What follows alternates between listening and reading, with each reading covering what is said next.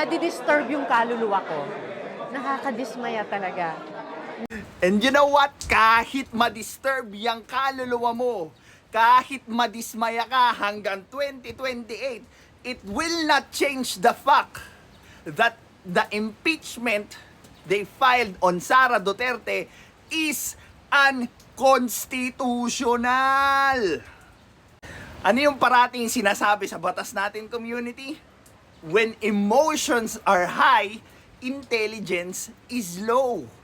Walang pakialam ang Supreme Court sa kung anumang feelings mo about their decisions because their decisions are grounded with facts in the first place. So if you want to challenge the Supreme Court's ruling, then might as well present some facts that will change the Supreme Court's ruling. Yan na lang yung pinaka-least na magagawa nyo kasi nga, other than that, you are just ranting. Gets? May lumabas talagang ganong desisyon na hinahadlangan. Unang-una, bakit hindi hahadlangan yung impeachment? Unconstitutional na nga.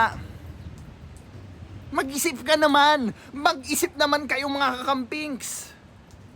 Ano, porket hate nyo yung tao, hate nyo yung politiko, you are still going to do what you want to do just because you want to persecute them? Oh, come on! When will you be able to grow up and accept the realities of life nang hindi nyo pinapatungan ng emosyon?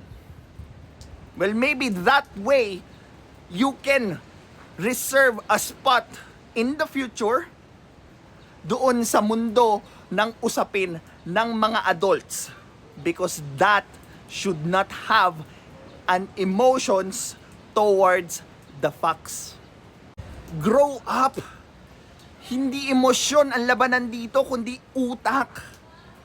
Hindi sa kung sino yung pinaka-offended, hindi sa kung sino yung pinaka-nasaktan, kundi kung ano yung facts ng kaso.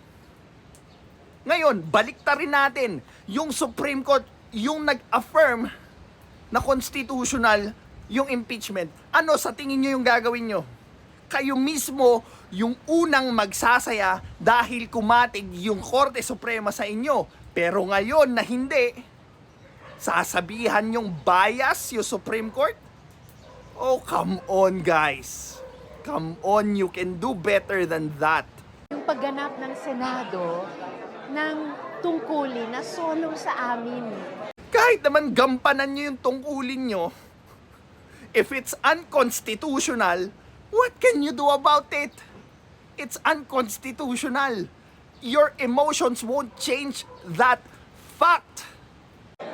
Inaatas ng konstitusyon, solo sa Senado, ay hahadlangan ng Korte Suprema, pinakamataas na korte. That is called checks and balances. Have you even heard of that? This is Pinoy Extreme.